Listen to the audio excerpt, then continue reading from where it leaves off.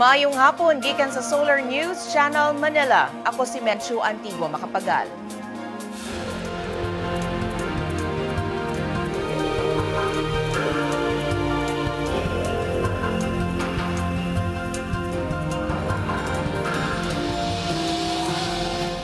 Ano ang mga balita alang sa Kabisayan ug Mindanao?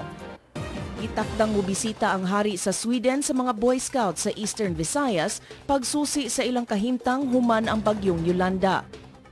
Matud sa NASA sa Estados Unidos, doble ang gidaghanon sa ulan dala sa Tropical Depression Agaton itandi sa bagyong Undoy ni adtong 2009.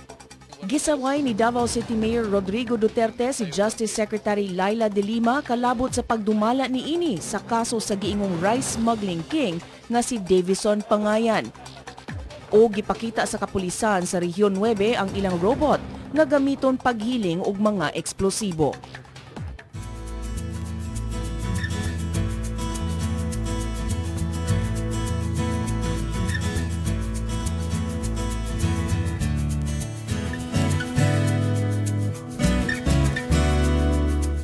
Gitakdang mobisita karong Domingo sa Tacloban City ang hari sa Sweden aron pagsusi sa kahimtang sa mga Boy Scouts sa Eastern Visayas human sa bagyong Yolanda. Si Wilmark Amazonas sa detalye. Wilmark? Menchu, uban si King Carl XVI Gustaf sa Sweden, pinaagi ni Vice President Jojo Marbinay kinsa opisyal usab sa Boy Scout of the Philippines. Nagunang tuyo sa hari ang pagsuta sa epekto sa bagyong Yolanda ngadto sa mga sakop sa Boy Scouts sa rehiyon. Sa iyang pag-abot karong Domingo, sugaton si King Carl pinaagi sa mga opisyal sa lalawigan o sa mga opisyales sa Boy Scout of the Philippines Leyte Chapter. Humana makikinabi sa mga sakop sa media, mobisita si King Carl sa San Jose National High School, diin mo diretso mo distribute og 100 sets of sa Boy Scout uniform. Bisitahon sab sa hari ang Boy Scout Junction diin napabarog ang unang Boy Scout Monument adol sa American regime. Bisitahon sab ni King Carl ang San Fernando Central School o napamuadto sa Boy Scout of the Philippines building sa Capitol Grounds. Sa luncheon meeting sa Leyte Park Hotel, tukion sa hari uban sa mga officials ang kahimtang sa mga Boy Scout sa rehiyon. Bisitahon sa gilayon sa hari ang Boy Scout in Motion Monument sa Government Center sa lungsod sa Palo, una pa ni Mubiya sa siyudad balik sa Manila. Menchu. Daghang salamat, Wilmark Amazona, reporting gikan Tacloban City. Nakakita na ang municipal government sa Palo, Leyte og duha ka lugar nga himuong permanent relocation site alang sa mga nawad-an og panimalay sa lungsod atol sa bagyong Yolanda. Anaa kini sa mga barangay sa Barayong ug San Jose nga nahimutang 3 kilometros gikan sa town proper. Matod ni Palo Town Councilor Wilson Uy, angayan ang duha ka lugar nga mahimong relocation areas tungod kay layo kini sa 40 meters no building zone nga gimando sa national government. Ang 40 meters no building zone mao ang anaa masulod sa 40 metros gikan sa Baybayon. Tuyong gimando ang no building zone aron kalikayan ang nahitabo sa bagyong Yolanda nga mibanlas sa mga balay nga anaa haduol sa Baybayon. Moabot sa 700 housing units ang tukuron sa duha ka relocation areas. Mupadala og laing humanitarian contingent ngadto sa Leyte ang Zamboanga del Sur Interfaith Forum for Solidarity and Peace human sa ilang malampusong relief operation sa nanlabayng mga bulan. Si Jong Cajon adunay detalye. Jong? Menjo, niadto lang Biyernes miabot ang third batch sa humanitarian contingent sa Interfaith Forum human sa ilang napulo ka adlaw nga mission dito sa Leyte. Ang contingent gilangkuban sa 60 ka tawo kinsa mitabang sa mga biktima sa Bagyo Yolanda, pagtukod sa mga balay ug pag-ayo sa mga Pinoyanan dito sa Eastern Visayas. Gisakop sa grupo ang barangay Kandahog sa lungsod sa Palo, Leyte, usa sa mga dapit nga grabe nga igo sa bagyo. Matod sa Information Officer sa Interfaith Secretariat Ray Reyes, pula ang napulo ka adlaw nga misyon busa ilang giplano ang pagpadala og laing batch sa humanitarian contingent. Sagad sa maglangkob sa contingent, mga panday kinsa dako kayo og mahimo pagtabang sa reconstruction sa mga balay. Ilang gipanguluhan ang contingent sa mga interfaith convenors nga sila si Bishop Emmanuel Cabahar ug Sultan Magid Maruhom. Mencho? Daghang salamat, Jong Cajon, reporting gikan Pagadian City. Bisan nahimo na lang low pressure area ang tropical depression agaton, padayon kining nagdala og pag-ulan sa Mindanao. Pagkakaroon gibutyag sa National Disaster Risk Reduction and Management Council nga misaka sa kapin 160,000 ka pamilya o kapin 800,000 na ka mga tao ang apektado sa 15 ka probinsya sa Regions 10, 11, Caraga ug ARMM. Sukad kagabi, dulaan 3,000 ka mga pasahero ang stranded sa mga pantalan sa Sugbo, Tagbilaran, Dumaguete, Katbalogan, Maasin, Camarines Sur, Sorsogon ug Masbate. Matod sa NDRRMC, 42 katawo ang patay, samtang 65 ang samdan ug 8 ang pabiling missing. Gipalihok karon sa Department of Health sa Region 10 ang ilang Health Emergency Response Units aron makatubag gilayon sa panginahanlan sa mga dapit nga apektado sa baha, landslides ug uban pang hitabo nga dala sa Tropical Depression agaton nga nahimo na lang karong low pressure area. Si Cheng Ordonez adunay detalye. Cheng? Menchu, 5 ka teams sa Health Emergency Response Units ipadala karon ngadto sa mga apektadong dapit sa Lanao del Norte ug Misamis Oriental. Matag team gipaabot nga muhatag sa masunod nga serbisyo: medical, dental, water, sanitation and hygiene, nutrition ug mental health psychosocial services. Miabot na sa 600 ka pamilya ang gipabakwit sa mga lugar din gipadadaan sa mga teams. Imong gilayon sa teams ang rapid assessment pagtino sa panginahanglan sa mga evacuation centers. Sa Cagayan de Oro ug Iligan City, naapod-apod na ang mga tambal alang sa leptospirosis ngadto sa mga evacuation centers samtang nahatagan sab og anti-tetanus vaccines ang ubang evacuees. Tungod sa pag-uso sa tropical depression ngadto na lang sa LPA, gipahimusdan sa mga provincial ug city government ang pag-ayo sa mga major road networks, ilabi na ang nangagubang tulay aron masulod na ang mga barangay nga na-isolate ug mahatod na ang mga relief goods.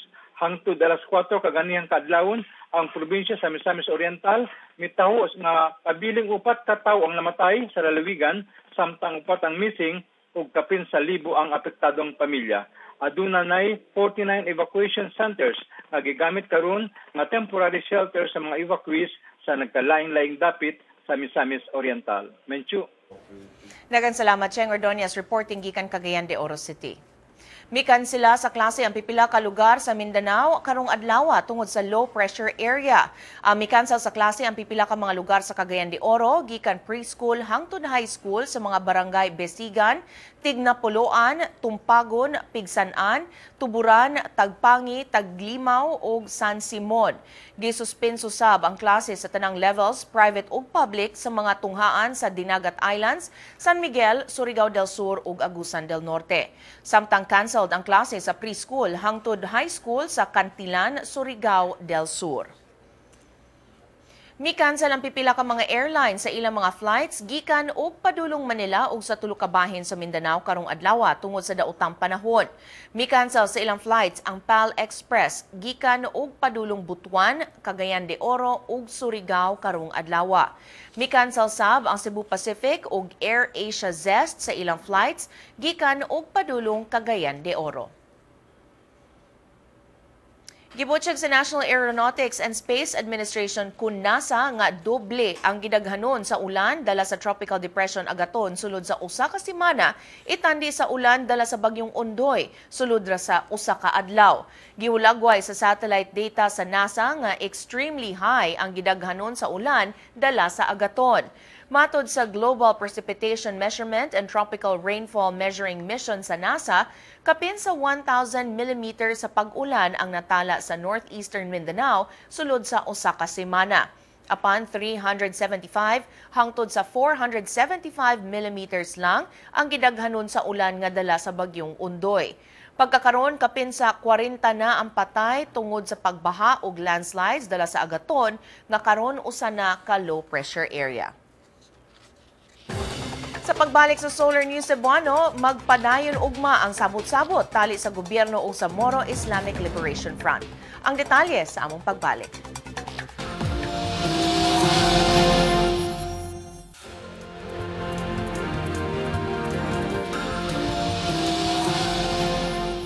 Magpadayon ang sabot-sabot tali sa habig sa gobyerno o sa Moro Islamic Liberation Front ugma.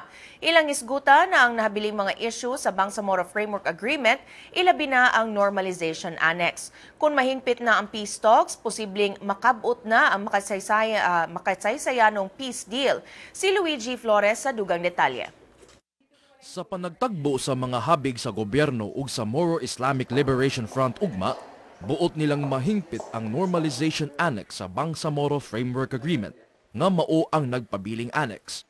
Husayon sab sa isig kahabig ang dugang nga probisyon sa kadagatan sa Bangsamoro ug ang pasiunang bahin sa Comprehensive Peace Accord. Our goal is to finish this in this round. That agreement is not exclusive to one group of people. It is inclusive to everybody.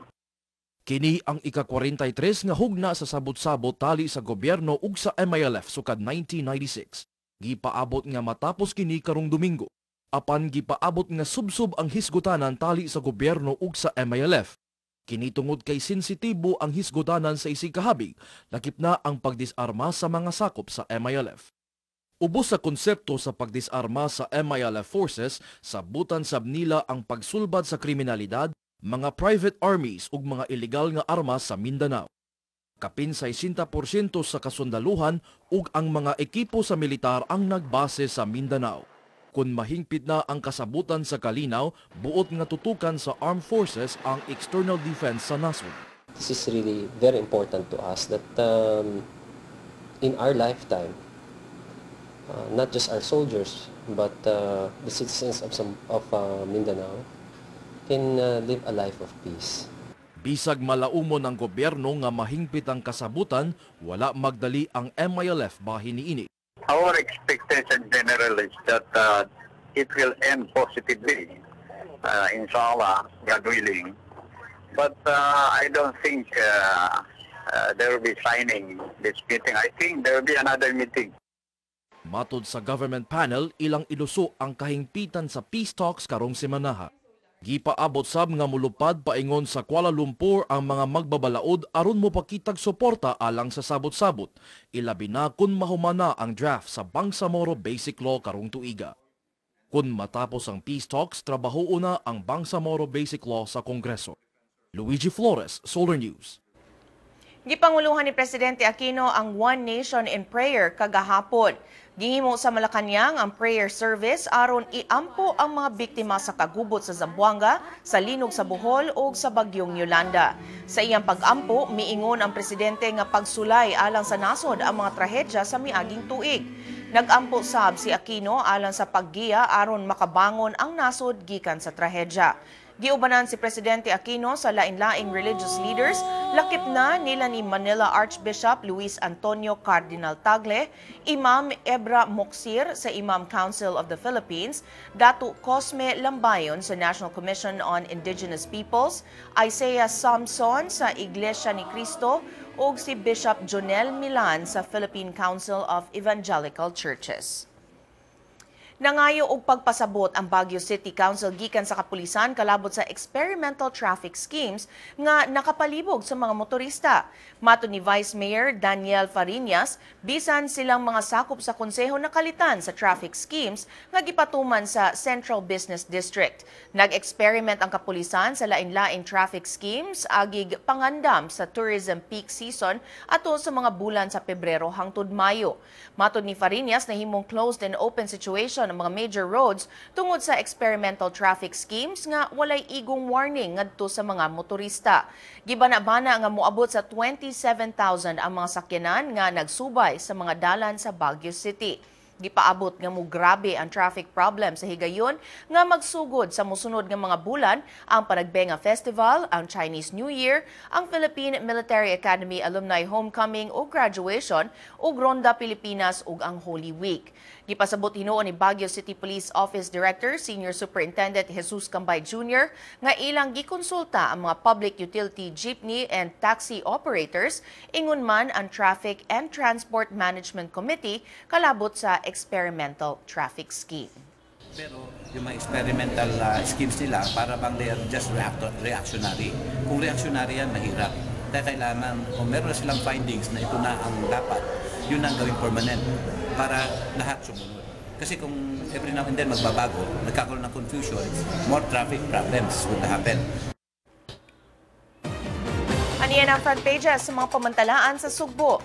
Sa Sunstar Cebu, gatusan ang mibakwit tungod sa landslide sa Balamban, Cebu. Sa Sunstar Superbalita, kapin sa 170 tons ang nakolekta nga basura human sa Sinulog Festival. Og sa Cebu Daily News, giawhag sa mga judges ang mga contingent sa Sinulog Festival nga musubay sa basic Sinulog steps. Niabot na sa 82% ang measles immunization sa Region 7 nunot sa kampanya sa DOH taliwala sa measles outbreak. Si Twini Malinaw adunay detalye. Twini? Yes, Menchu, giklaro hinoon sa Department of Health na dili alarming ang measles cases sa Region 7. Ato sa usa ka forum kaganinang buntag gibutyag sa DOH nga unom lang ka kaso sa measles ang na-confirm sa laboratory test gikan sa 147 suspected cases sa miaging tuig.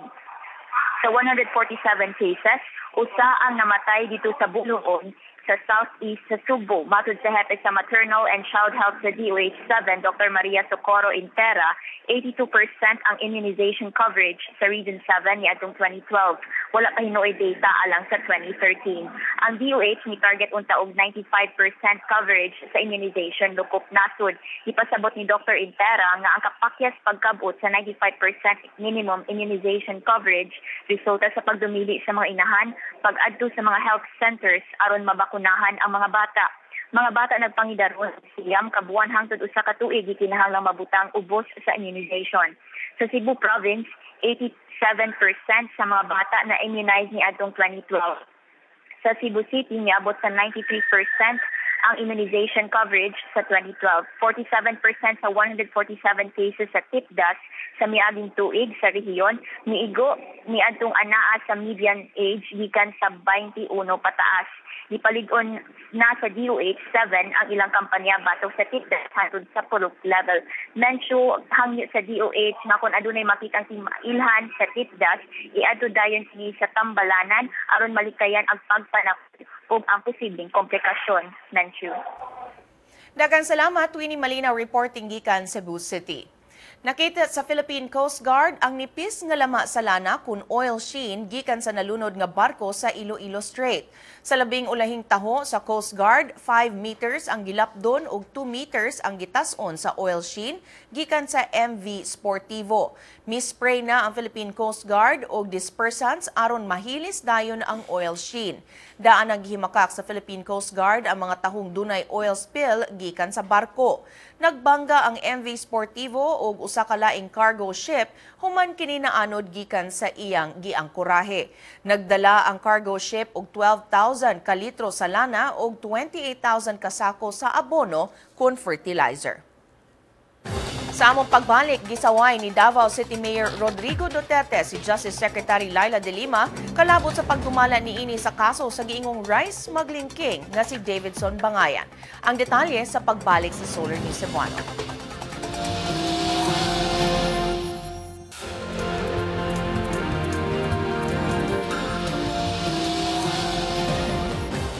Atong sayro ng front pages sa mga pamantalaan sa Mindanao. Sa Sunstar Davao, ginganlan na ni Davao City Administrator Melchor Kitain ang 5 kakawani sa City Treasurer's Office nga giingong mibulsa sa buhis sa syudad. Sa Bandera Mindanao, midaghan ang mga mibakwit sa Compostela Valley tungod sa pagbaha dala sa low pressure area.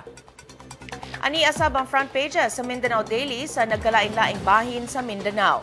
Sa Northern Mindanao, unom ang patay sa usa ang missing sa Northern Mindanao tungod sa pag-ulan dala sa low pressure area.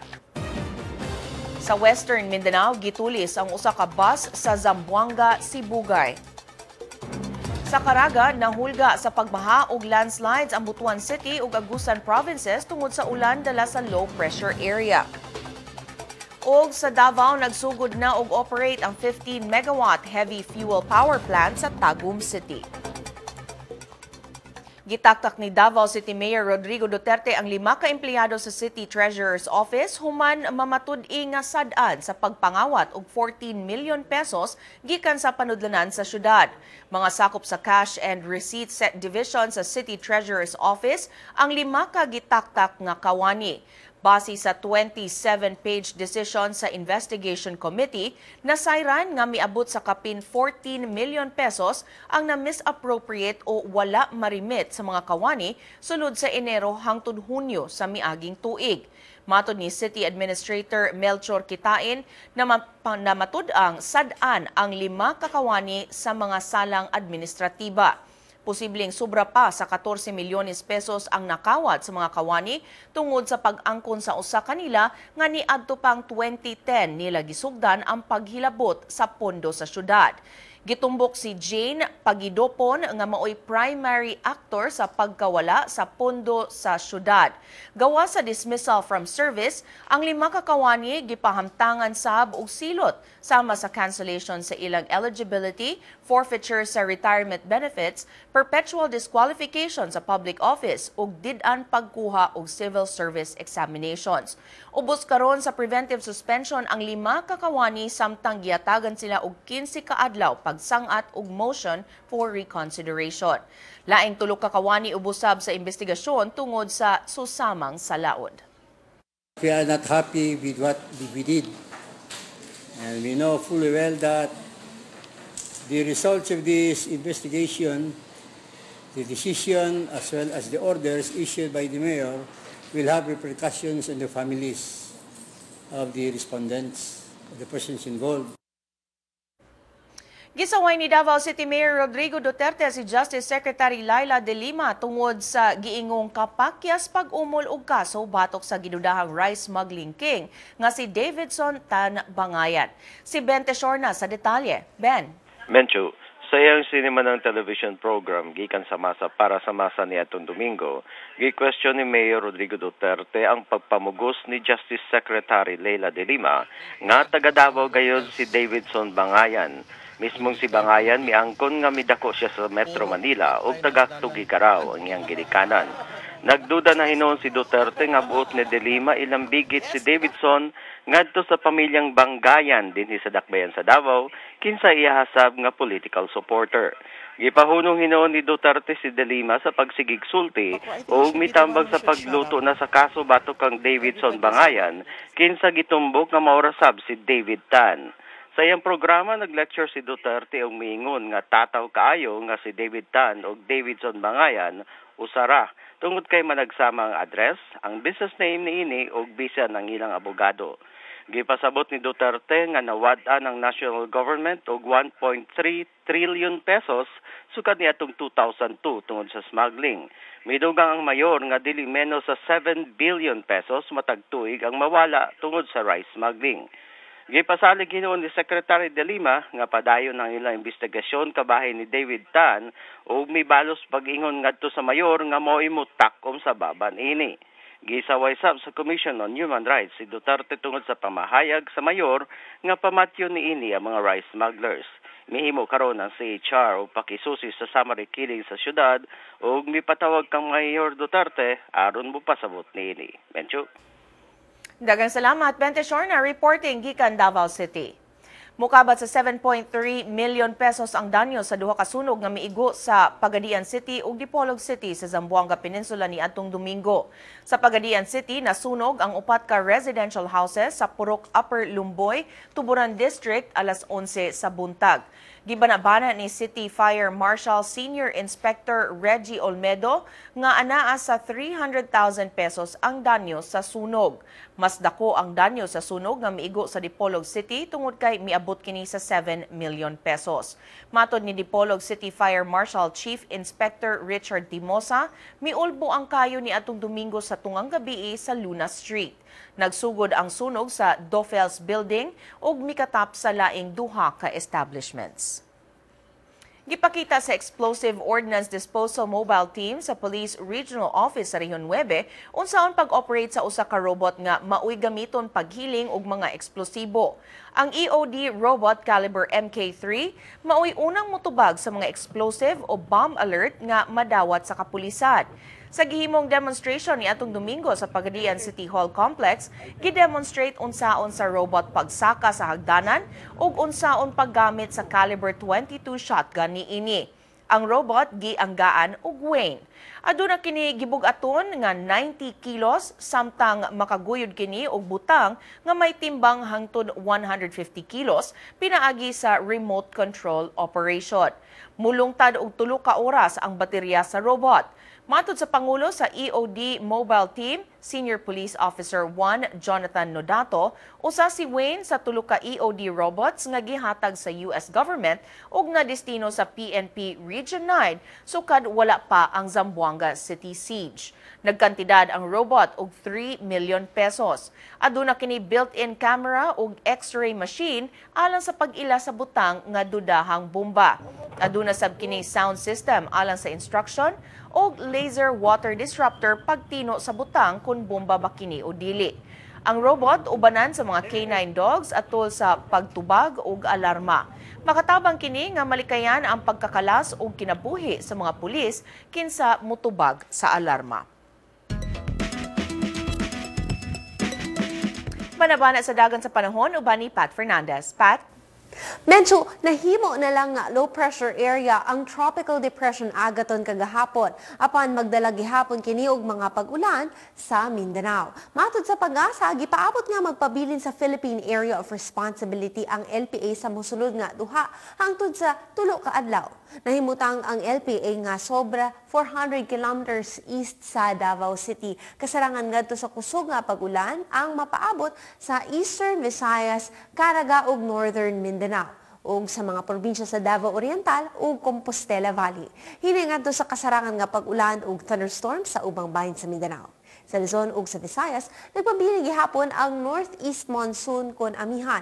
Mapanganuron nga dunay hini ngadto sa kasarangan nga pag-ulan sa western ug sa central Visayas ug sa ubang bahin sa Luzon. Mapanganuron nga dunay hini nga mga pag-ulan. Sa Visayas, ulanon ang Borongan ug dunay taligsik sa Dumaguete ug Tagbilaran. Ulanon sab nga dunay thunderstorm sa Iloilo, Tacloban ug sa Metro Cebu. Sa Mindanao, dunay taligsik sa Cotabato ug Butuan ug dunay thunderstorm sa General Santos City, Cagayan de Oro, Zamboanga ug sa Metro Davao. Mao kato ang latest sa dagan sa panahon, Visayas ug Mindanao pag-amping kanunay. Balikan nimo Medyo. Daghang salamat Pat Fernandez. Kung buot ninyo matanaw pag-usabang episode karon sa Solar News Cebuano, i-like ang among Facebook page, Solar News Cebuano. Bisitahin sab ang among website, www.solarnews.ph. Alang sa inyong mga sugyot o komentaryo, mahimo sab kaninyo kining email sa solarnewscebuano@solartv.ph. Ug mao kadto ang Solar News Cebuano hangtod ug mapuhon. Ako si Mencho Antigo Makapagal. Daghang salamat ug pag-amping Kabisayan ug Mindanao.